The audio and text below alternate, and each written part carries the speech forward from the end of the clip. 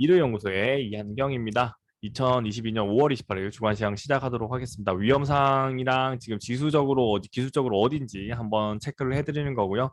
이거는 뭐 매도량이랑 매수량이랑 그런 것도 중요하지만 전반적인 흐름을 보신다고 생각하시면서 가시면 될 것 같고요. 잠재적 위험 진단은 자세하게 매주 진단해드리고 있으니까 여기 주간시장만 보셔가지고 짧게 보시고 부족하다고 보시면은 한 번은 보시면 될 것 같습니다. 처음 하시는 분들은 한번 보시면 되고요. 계속 크게 변한 뉴스가 아니면은 그냥 이거대로 따라오시면 될 것 같습니다. 하나씩 살펴보도록 하겠습니다. 잠재적 위험 진단인데요. 추가 금리 인상 이슈가 있고 가장 큰 거는 여기 있는 양적 긴축의 시작입니다. 6월에는 짧게 시작하고요. 그 다음에 7월부터 본격화됩니다. 이게 총 1경 이상의 돈을 시장에서 흡수하려고 하고 있기 때문에 상당한 충격이 올 거라고 보고 있고 그 충격의 결과물로 가상화폐가 지금 내려꽂고 있는 거거든요. 그렇지만 이게 결국에는 계속 내릴 것보다는 얘가 결국에는 그 가상화폐가 가진 게 가상화폐만 있는 게 아니잖아요. 그러니까 블록체인과 연결돼 있기 때문에 그거랑 연결되고 NFT, P2E도 동일하게 연결됩니다.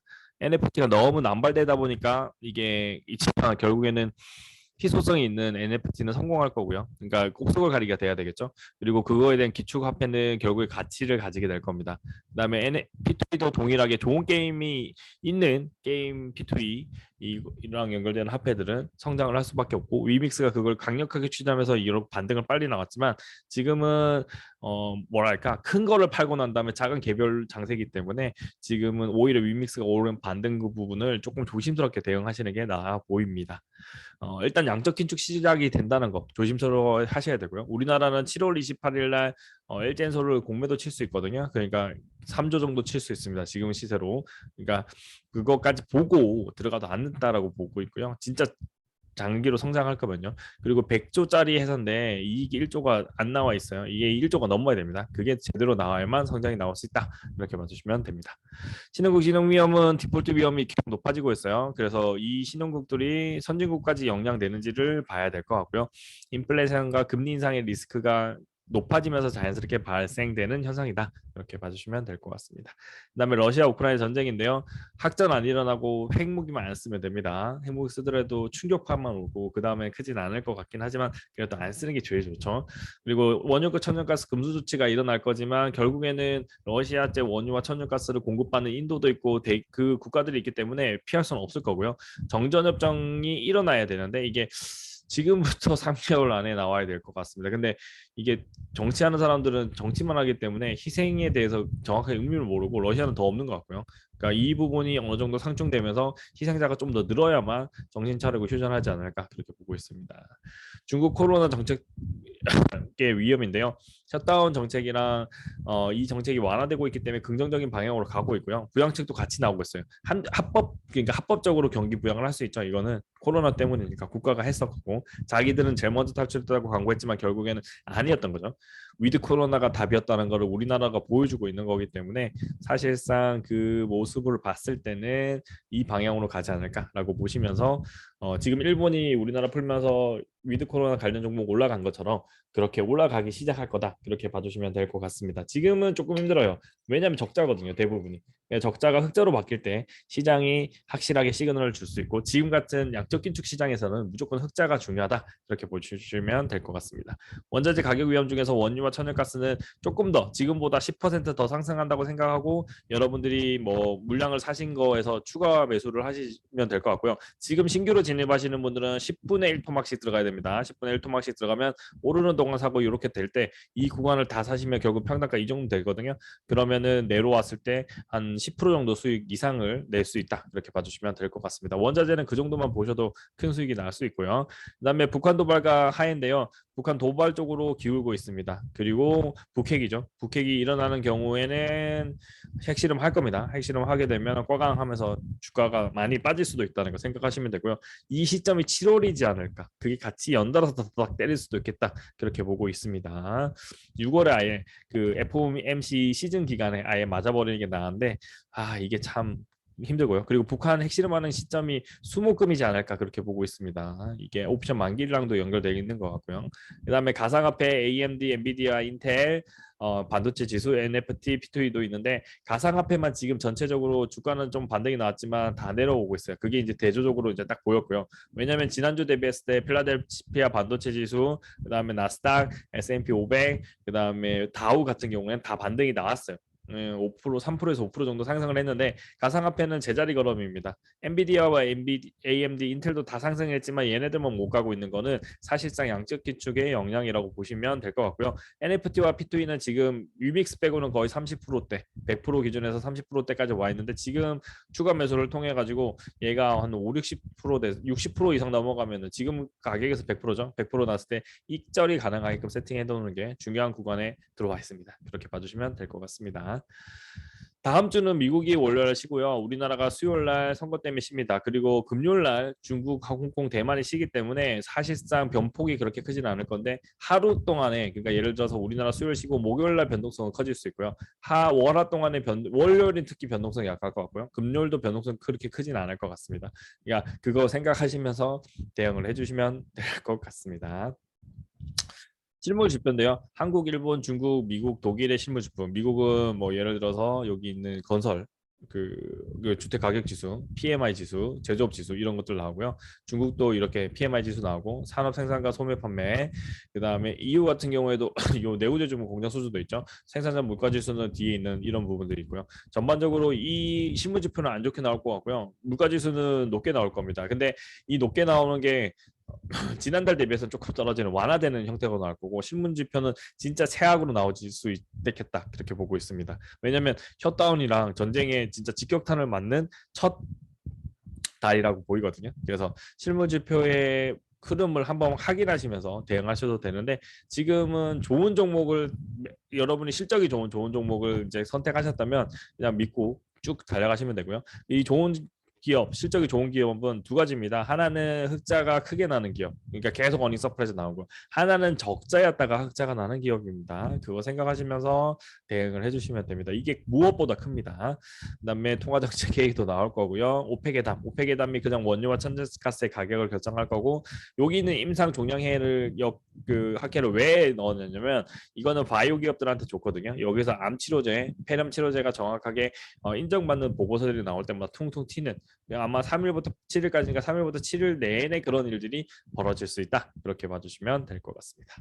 자, 기술적 분석을 한번 보고 갈게요. 기술 분석을 보면 자, 연결 산문 지수거든요. 월봉 기준으로 먼저 보면은 지금 이 구간에 와 있는 거고요. 연결이지만 일봉으로 해서 좀 확대를 해서 보면 코로나일 때 이렇게 여기서부터 출발했고요. 코로나 더 앞이네요. 코로나 급락이 더 밑이죠. 여기는 200까지 떨어졌던 게 더블 이상을 올라갔습니다. 400 여기거든요. 그리고 이제 이 상승폭은 유동성이 공급됐고 이 유동성이 사라지진 않습니다. 축소한다고 해서 해소가 되는 게 아니에요. 누군가는 가져가 있는 겁니다. 그리고 자기 통장 인마이 포켓에서 안정적인 자산으로 변환을 시켜놓죠. 그래서 그게 회전이 다 안 일어나는 거고요. 근데 인플레이션은 그거를 막아주는 거고 지금 돈을 이미 풀었잖아요. 그 돈 것들이 다 개별적인 사람들한테 들어갔기 때문에 변화가 없는 거고요. 우리나라는 전세자금 대출 정책이 있기 때문에 돈이 또 더 풀려 나옵니다. 그게 피할 수는 없습니다. 이렇게 봐주시면 되고요. 이렇게 잡을 수 있고요. 그러니까 저점은 여기 있는 300. 근데 저는 여기서는 요 꼭대기가 있기 때문에 지지를 받아서 325까지가 맥스치로 보고 있고요. 그 다음에 325에서 여기 가운데 지금 이제 최근 저점이 335잖아요. 야간에 한번 찍었던 것 같은데 주간에 야간이었던 것 같아요. 예, 일단 찍었기 때문에 이걸 찍은 상태이기 때문에 그나마 요걸 바닥권으로 이제 보시면 됩니다. 네, 그래서 지금 여기에서 다시 밀린다면 350이나 355에서 한번 밀린다면 여기까지 갈 수도 있고요.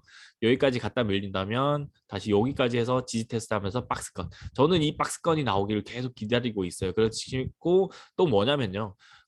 여러분들이 투자를 하실 때 이 차트만 보면 요 고점이 여기니까 이걸 돌파하겠어라고 보잖아요. 근데 이거는 먼 미래에 무조건 돌파하게 됩니다. 예, 먼 미래. 왜냐하면 컴퓨터의 가격이 높아지고 인플레이션의 가격이 높아지고 인건비의 가격이 높아지고 부동산의 가격이 높아지면 결국에 주식 가격도 따라서 높아지는 겁니다. 그걸 보고 우리는 롱으로 주식을 투자를 하는 겁니다. 개별 종목을 왜 이렇게 많은 종목 추천해드리고 그렇게 해서 거의 지금은 20개 중에 한 개씩 천천히 나가잖아요. 그렇게 되냐면 그 한 개씩이 실적이 좋고 호재성 뉴스가 나오는데 나머지 시장을 팔아가지고 그쪽으로 다 자금이 쏠리기 때문입니다. 그게 일어난다고 보시면 될 것 같아요. 그걸 믿고 투자하시면 되는 거고요. 지금은 여기가 마지노선 지키고 요거 하고 이게 이걸 한 방에 뚫기보다는 요거 깨질 때 요거까지 내려왔다 올라갈 가능성이 있다라고 보시면 되거든요. 여기도 보시면은 443을 잘 지키다가 337 한번 깨고 그다음에 쫙 여기 335까지 왔다 간 거예요. 그러니까 그거랑 동일한 것처럼 여기도 8 정도 빼버리면 327 정도까지 떨어질 수 있겠죠. 그러니까 비슷한 간격으로 내려올 수 있다. 근데 저는 이게 오더라도 7월 달에 오지 않을까 그렇게 보고 있고요. 그 전에는 그냥 여기서 박스권으로 왔다 갔다 정도 하는 그런 모양새 나올 거고 그게 이제 유지가 되면서 이제 월봉으로 들어가 볼게요. 월봉 말고 이제 그걸로 보겠습니다. 선업 종가 차트 가서 요걸로 볼게요. 여기는 업종을 볼게요. 먼저. 업종을 가서 보면 이게 이 업종이 더 보기 편하실 겁니다. 그러니까 코스닥 말고 코스피 200 이걸로 볼게요. 코스피 200으로 보시면은 월봉으로 이제 볼 수 있죠. 월봉으로 보시면은 이제 이걸 만나러 가야 된다고 했죠. 그러니까 지금 여기다 그러는 게 여기서 지지를 받는 걸 제가 제일 기원해요. 그래야 여러분들도 스트레스를 덜 받습니다. 시장 악재주의자들은 그러니까 시장이 이제 비관주의자들은 이게 더 떨어져서 여기까지 갈 거다라고 얘기하는 거죠. 네, 버블이니까 깨지니까. 근데 버블이 사라지질 않는다. 시장의 돈이 사라졌으면은 그렇게 되는 게 맞는데 시장의 돈이 아직 사라지지 않았고 그거를 해소하는 걸 이제 시작하는 거기 때문에 크게 무리는 없다라고 보고 그다음에 러시아 전쟁도 있고 중국 전쟁도 있고 가상화폐 시장에서 벌써 소각이 됐기 때문에 화폐의 가치가 그러니까 사실상 자본시장에까지 파급 효과가 안 일어날 겁니다. 저는 약간 원래부터 가상화폐가 저렇게 급등이 나왔을 때 이런 현상이 일어날 거라고 생각은 하고 있었는데 너무 급격하게 드라마틱하게 루나 때문에 일어났다라고 보고 있거든요. 그러니까 그런 것들이 옥석 가르기가 들어갈 거고요. 지금 여기 있죠. 이 구간 325죠. 아까 말했던 325가 강건한 지지 구간이 될 거다. 다음에 이제 하락폭에서 여기서만 방어가 된다면 이제 마무리된 거예요. 그러면 생각해 보세요. 아까 말씀드렸다시피 여기 있는 고점은 장기간 돌파가 될 거예요. 325를 이번에 지킬 가능성이 상당히 높다라고 봅니다. 저는 50%라고 보거든요. 떨어지더라도 어디까지 떨어지면 300까지 떨어지더라도. 그러면 이 두 구간이라고 했을 때 떨어지는 정도가 얼마예요? 10%인데 올라가는 건 얼마예요? 40%입니다. 여러분이 돈을 빌려서 투자하는 소리는 아니고요.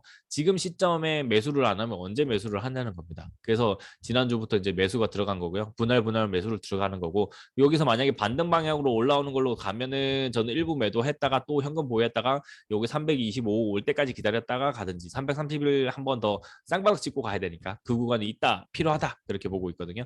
네, 그게 이제 지금 나오는 시점입니다. 여기 이제 N자형 파동 만들어졌거든요. N자형 파동 나왔고 자금이 더 나와야 이렇게 되겠지만 결국에는 이 박스권을 이렇게 지키지 않을까. 그러니까 긴 박스권을 만들어 놓고 난 다음에 전체적인 분위기가 나올 것 같은데요. 요런 박스권 있죠. 그러니까 여기 보시면은 이거예요. 그러니까 여기도 이랬어요. 여기도 했고 여기를 만난 것처럼 여기도 이제 이걸 만난 거거든요. 그러면 그 다음에 남은 건 이 박스권이라는 거죠. 이 박스권. 이 박스권 안에서 이제 2, 3년을 견디고 만약에 저는 그 아파트를 대규모 신축해서 미분양 사태 비슷하게 그런 것들이 일어날 수 있다라고 보는 그쪽에서는 우려하고 있거든요.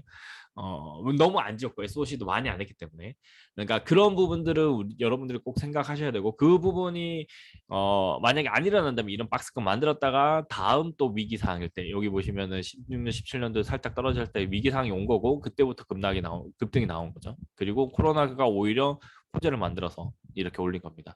그러니까 유동성이 공급되고 국가에서 마음대로 돈을 빌려가 써라라고 하는 시점이 이런 것들이 나온다라고 봐주시면 될 것 같습니다. 이 부분 때문에 이제 강조해서 말씀드리는 거고 일본 기준으로는 보면은 그냥 여기도 동일하게 여기죠. 여기 22 구간입니다.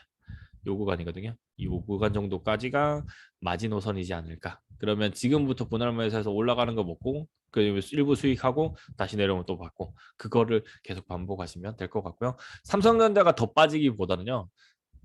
저는 지금 오른 애들이 무서워요. LG화학이 오르고 있고 LG엔솔도 좀 오른 편이거든요.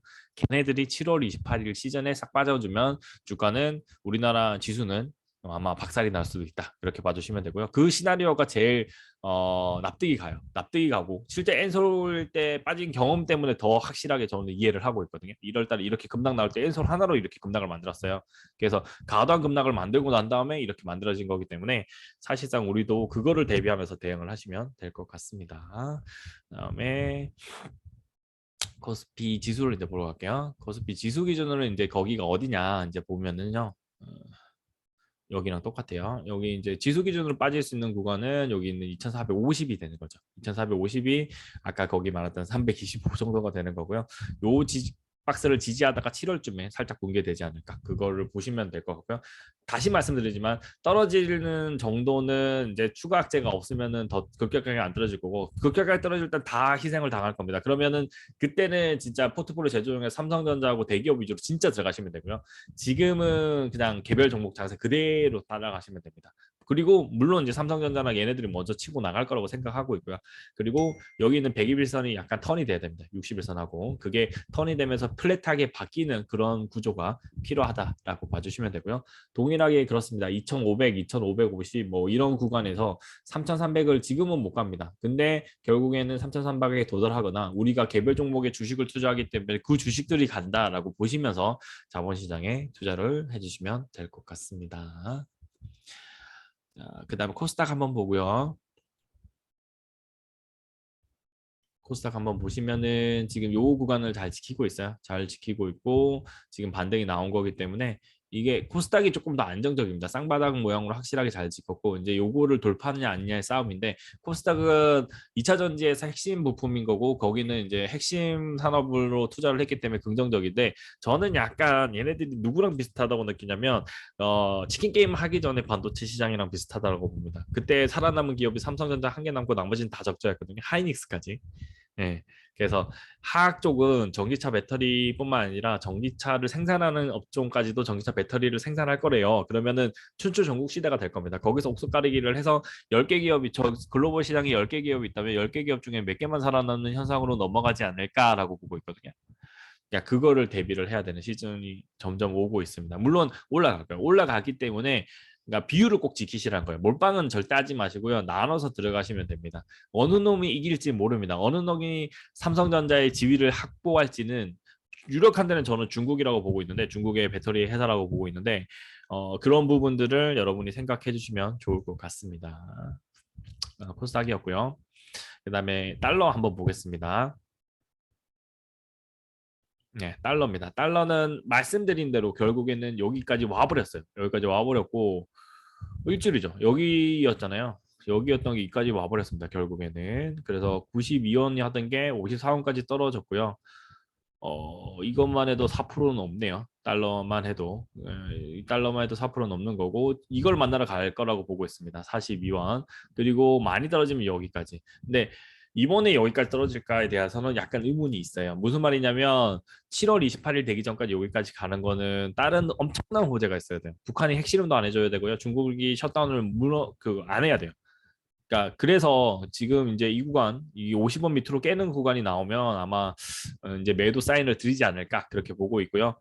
그렇게 대응을 하시면 될 것 같고 달러 매수를 하시는 분들도 50원하고 여기서 20원 하면 30원 차이밖에 안 나고 크긴 큽니다. 크긴 크지만 그래도 이제 분할 매수가 들어가야 되는 시점이지 않을까 그렇게 보고 있습니다. 우리나라 금리 인상 했기 때문에 이렇게 화폐 가치도 지킨 거라고 보고 있거든요. 그거 보시면서 대응을 해주시면 될 것 같고요. 지금 이때보다 더 좋아요. 이때보다 요거를 아예 반났기 때문에 이러면 흘러내리거든요. 보통 흘러내립니다. 여기 보시면은 이런 식으로 흘러내려. 이런 식으로 흘러내릴 수가 있는데 흘러내리면 호재가 있어야 돼. 네, 그거를 생각해 주시면 됩니다. 그러니까 지금은 고점을 찍고 난 다음에 흘러내리는 거기 때문에 외국인 투자자들이 우리나라에 많이 참여를 하면 흘러내릴 거고 아니면은 시장의 악재가 계속 노출되면 다시 반등도 나올 수 있다. 그렇게 생각하시면서 대응을 해주시면 될 것 같습니다. 원달러 환율이었습니다. 감사합니다. 자, 이번에는 이제 마지막 가상화폐인데요. 다음 주부터는 이것도 똑같이 차트를 보고 할 수 있게끔 해드리겠습니다. 지금은 그냥 이것만 보시고요. 왜냐면 지금 너무 작게 나오니까 보시기가 불편하실 것 같아가지고 그렇게 얘기하는 거고요. 가상화폐가 이제 저점을 이제 거의 갱신을 하고 있거든요. 저점 계속 갱신을 했기 때문에 저점에 옥만치 왔어요. 여기 2021년 4월일 때도 여기 이제 급등이 나오기 전에 이 상태거든요. 여기도 급등이 나오기 전에 그 상태까지 왔어요. 네, 그러면 거의 원위치가 된 거거든요. 그러면은 지금 시점에서 얘가 더 떨어지기보다는 진짜 아예 가치가 없는 녀석들이다. 그러면 더 떨어져서 이제 박살이 나는 거고요. 근데 블록체인이라든지 블록체인 경제 기반에서 나오는 블록체인의 경제 구조가 만들어진 거 그거랑 그 다음에 기본적으로 다른 엔간한 기축통화보다는 얘네들이 안전한 겁니다. 그러니까 뭐 디폴트가 나와버리면 그 나라 화폐는 그냥 X잖아요. 근데 지금 얘네들은 얘네 특히 비트코인 같은 경우 절반입니다. 마이너스 50% 정도니까 솔직히 냉정히 말해서 터키 리라보다 나아요. 네, 그렇게 보시면 되고요. 이더리움도 나쁘지 않습니다. 근데 리플 그러니까 이거 두 개 밑으로 있는 화폐들은 조금 안 좋고요. 얘는 또 위드 코로나가 지금 계속 안 되기 때문에 중국이 이제 여행을 풀어줘야만 실제적으로 이게 한거래가 활발해질 겁니다. 그럼 한거래가 활발해져야 여기 다시 1,000원까지 복구가 될 거라고 보고 있는 거고요. 1,000원까지 복구가 됐을 때 한거래가 활발해지면은 실제적인 이익을 통해 가지고 성장이 가능한 거라고 보고 있어요. 그 리플은요. 근데 비슷한 화폐들이 많기 때문에 한계는 있겠지만 그래도 긍정적으로 보고 있고요. 이더리움과 비트코인은 거의 기축통화급이기 때문에 크게 무너지기보다는 지금 가격을 지키고 올라갈 거다. 그렇게 봐주시면 될 것 같습니다. 가상화폐 전반이었고요. 이거는 일봉 차트를 딱 길게 해서 시점만 보는 거기 때문에 약간의 한계가 있는 것 같아요. 주간으로 이제 여러분들이 투자를 하기에는 조금 무리가 있는 것 같고요. 저처럼 중장기 투자하는 사람한테 무리는 없어요. 오 떨어지면 왔싸 하면서 더 들어가거든요. 네, 그렇게 보시면 되는 구간인데 이것도 결국에는 자산 배분이죠. 자산 배분을 해서 나눠서 여러분이 가지고 있어야만 대응이 가능한 그런 자산이 되는 겁니다. 위험 자산이 맞는데 여러분 주식이 많이 가지고 있고 일부만 요걸 가상화폐를 가지고 있는 사람은 편안할 건데 주식이 반이고 가상화폐가 반이면 진짜 힘든 시기다. 그렇게 봐주시면 됩니다. 결국에는 그 힘든 마음을 통해 가지고 누군가 손절이 나올 거고 손절이 나오면 결국에는 누군가의 이득으로 전환이 된다. 그렇게 봐주시면 될 것 같습니다. 자본시장의 가장 힘든 점이죠. 네, 그렇게 봐주시고요. 다음 주부터는 약간 훈풍이 불 것 같고요. 그리고 왜냐면 애플의 그 CDM 그 있잖아요. 애플이 이제 신제품 공개하고 막 하는 행사들 그게 이제 다다음 주에 있으니까 그런 부분들이 6월 중반까지는 긍정적이고 그 이후에 또 FOMC가 오기 때문에 그 생각을 하시면서 대응을 해주시고 한 2주 동안은 뭐 익절 가능한 종목들 일반 종목들 중에 일부는 익절하시면서 뭐 롱으로 갈 종목 남겨놓고요. 그 다음에 일부 비중만 줄이면서 현금을 꼬박꼬박 계속 확보하세요. 그러면 됩니다. 그러면 결국에는 시장을 이길 수 있으실 겁니다. 네, 오늘 영상 여기까지 하겠습니다. 주간 시장 마무리하겠습니다. 감사합니다.